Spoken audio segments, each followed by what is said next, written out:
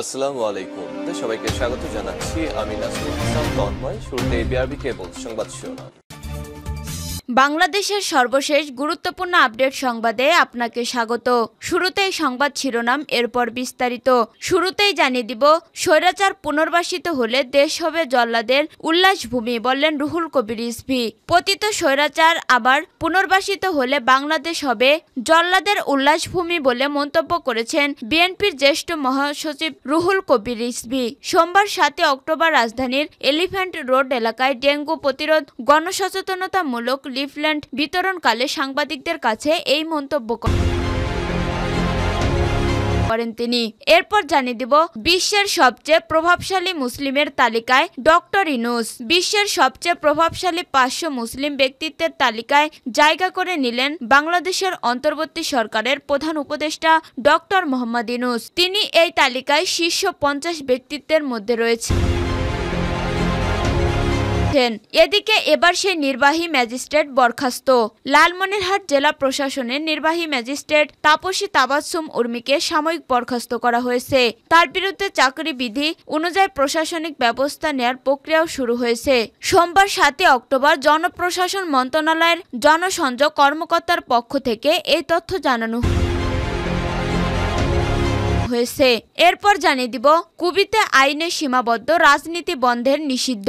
সব ধরনের রাজনীতি বন্ধের প্রজ্ঞাপন নিয়ে গত 2006 সালের 28 মে দেশের 26তম বিশ্ববিদ্যালয় হিসেবে প্রতিষ্ঠিত হয় কুমিল্লা বিশ্ববিদ্যালয় কুবি। আইনে রাজনীতি নিষিদ্ধ থাকলেও বাস্তবে নেই কোনো পদক্ষেপ।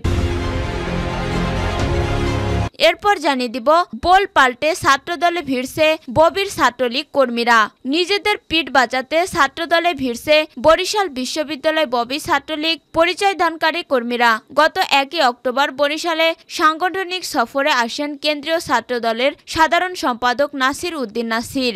এ সময় রাজনীতি বিমুখ শিক্ষার্থীদের সঙ্গে মতবিনিময় করেন তিনি। সেখানে ছাত্রদলের নেতাকর্মীদের সঙ্গে দেখা যায় একাধিক ছাত্রলীগ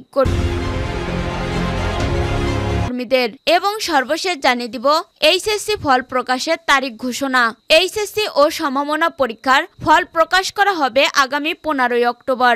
সোমবার 7 অক্টোবর বিকেলে আন্তঃশিক্ষা বোর্ড সমন্বয় কমিটির সভাপতি এবং ঢাকা মাধ্যমিক ও উচ্চ মাধ্যমিক শিক্ষা বোর্ডের চেয়ারম্যান অধ্যাপক তপন কুমার সরকার এই তথ্য জানান। তিনি বলেন, আগামী 15 অক্টোবর বেলা 11টায় এইচএসসি ও সমমানের পরীক্ষার ফল প্রকাশিত হবে। উল্লেখ্য, চলতি বছরের এইচএসসি পরীক্ষা শুরু হয়েছিল গত 30 জুলাই। 16 জুলাই পর্যন্ত পরীক্ষা ঠিকঠাকভাবে সম্পন্ন হয়। তবে আন্দোলনের পরিপ্রেক্ষিতে প্রথমে 18 জুলাইয়ের পরীক্ষা এবং পরে 21, 23 ও 25 জুলাইয়ের পরীক্ষা স্থগিত হয়। এরই মধ্যে বৈষম্য বিরোধী ছাত্র আন্দোলনে এক পর্যায়ে গণ অভ্যুত্থানের মুখে গত 5 আগস্ট ক্ষমতাচ্যুত হয় শেখ হাসিনা সরকার। প্রিয় দর্শক, এতক্ষণ শুনছিলেন সংবাদ শিরোনাম, এরপর বিস্তারিত। তবে তার আগে বন্ধু, জানিয়ে দিন আপনি কোন স্থান থেকে আমাদের সংবাদটি দেখছেন এবং শুনছেন। জানিয়ে দিন এই সংবাদ সম্পর্কে আপনার মূল্যবান মতামত। আর আপনি যদি আমাদের চ্যানেলে নতুন হয়ে থাকেন তাহলে ভিডিওটি দেখতে দেখতে চ্যানেলটি সাবস্ক্রাইব করে রাখুন, যাতে করে আমাদের পরবর্তী সংবাদগুলো সবার আগে আপনার কাছে পৌঁছে যায়। এবারে বিস্তারিত। স্বৈরাচার পুনর্বাসিত হলে দেশ হবে জল্লাদের উল্লাসভূমি, বললেন রুহুল কবির রিজভী। পতিত স্বৈরাচার আবার পুনর্বাসিত হলে বাংলাদেশ হবে জল্লাদের উল্লাসভূমি বলে মন্তব্য করেছেন বিএনপির জ্যেষ্ঠ যুগ্ম মহাসচিব রুহুল কবির রিজভী। সোমবার 7 অক্টোবর রাজধানীর এলিফ্যান্ট রোড এলাকায় ডেঙ্গু প্রতিরোধ গণসচেতনতামূলক লিফলেট বিতরণকালে সাংবাদিকদের কাছে এই মন্তব্য করেন তিনি। রুহুল কবির রিজভী বলেন, কেউ কেউ যখন স্বৈরাচারের পুনর্বাসন কথা বলে তখন সে বিপজ্জনক বার্তা দেয় জনগণের কাছে।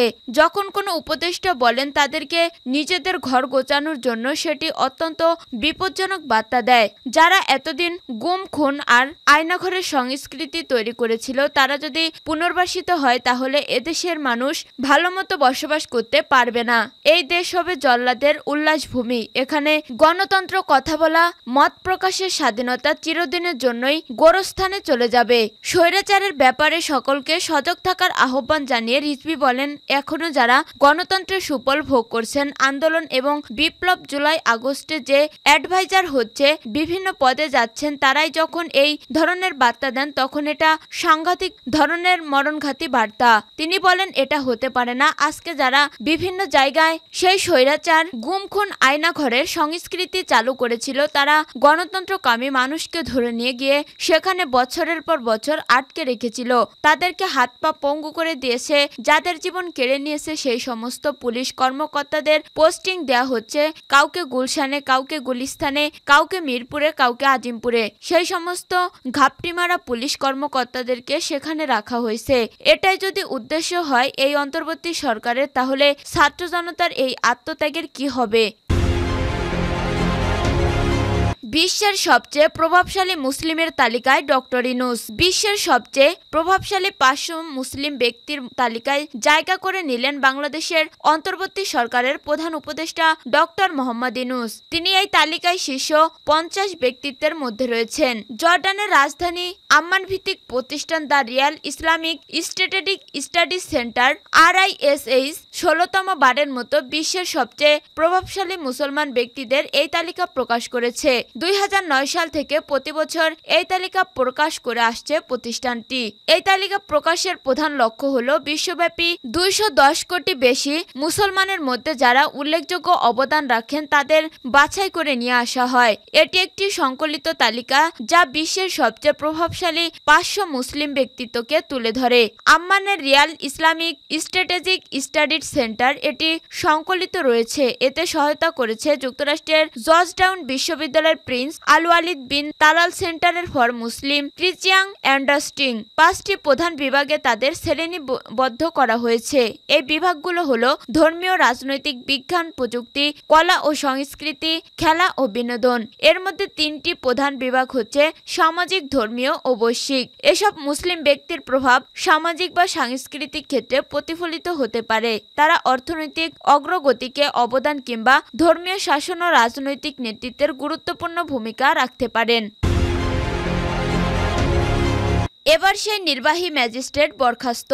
লালমনিরহাট জেলা প্রশাসনের নির্বাহী ম্যাজিস্ট্রেট তাপসী তাবাসসুম উর্মিকে সাময়িক বরখাস্ত করা হয়েছে।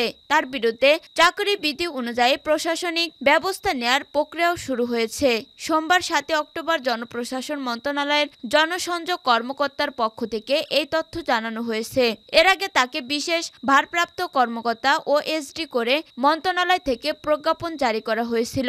অন্তর্বর্তী সরকারের প্রধান উপদেষ্টা ডক্টর ইউনূসকে নিয়ে তাপসী তার ফেসবুকে লিখেছেন, সাংবিধানিক ভিত্তিহীন অন্তর্বর্তী সরকারের প্রধান উপদেষ্টা বলছে রিসেট বাটনে পুশ করা হয়েছে, অতীত মুছে গেছে। রিসেট বাটনে ক্লিক করে দেশের সব অতীত ইতিহাস মুছে ফেলছেন তিনি। এতই সহজ, কাউন্টডাউন শুরু হয়ে গেছে আপনার মহাশয়। স্ট্যাটাসের বিষয়ে জানতে চাইলে গতকাল ম্যাজিস্ট্রেট উর্মি গণমাধ্যমকে বলেন, আমি পোস্ট দিয়েছি, এটাই তো যথেষ্ট। অনিলিমি করেছি, বিভিন্ন কারণে হতে পারে। পরে তিনি বলেন, এ বিষয়ে আমি কোনো মন্তব্য করতে চাই না। তাপসী তাবাসসুম উর্মির ফেসবুক আইডিতে গিয়ে দেখা গেছে ছাত্র জনতার গণ অভ্যুত্থানে ক্ষমতাচ্যুত সরকারের পক্ষে অবস্থান নিয়ে বেশ কিছু স্ট্যাটাস দিয়েছেন তিনি। এছাড়া আওয়ামী লীগের পক্ষে শক্ত অবস্থান নিয়ে বেশ কিছু পোস্টও করেছেন। একটি স্ট্যাটাসে তিনি ছাত্র আন্দোলনের নিহত শহীদ আবু সাইদকে সন্ত্রাসী আখ্যা দিয়েছেন। কুবিতে আইনে সীমাবদ্ধ রাজনীতি বন্ধের নিষিদ্ধ। সব ধরনের রাজনীতি বন্ধের প্রজ্ঞাপন দিয়ে গত 2006 সালের 28 মে দেশের 26তম বিশ্ববিদ্যালয় হিসেবে প্রতিষ্ঠিত হয় কুমিল্লা বিশ্ববিদ্যালয় কুবি। আইনে রাজনীতি নিষিদ্ধ থাকলেও বাস্তবে নেই কোনো পদক্ষেপ। বিশ্ববিদ্যালয়ের আইন 2006-এর 43-এর ঘ অনুযায়ী বিশ্ববিদ্যালয়ের শিক্ষক, কর্মকর্তা, কর্মচারী কোনো রাজনৈতিক দলের সদস্য হতে পারবে না। সে অনুযায়ী গত 2007 সালে কুবির প্রথম সিন্ডিকেট সভাতেই শিক্ষার সুষ্ঠু পরিবেশ বজায় রাখতে ক্যাম্পাসকে রাজনৈতিক দল ও লেজুর ভিত্তিক ছাত্র রাজনীতি মুক্ত করার সিদ্ধান্ত হয়েছিল, কিন্তু ছাত্র শিক্ষক কেউ তার ধার ধারেনি। গত 2008 সালে আওয়ামী লীগ সরকার ক্ষমতায় আসার পরপরই শুরু হয় লেজুর ভিত্তিক রাজনীতি।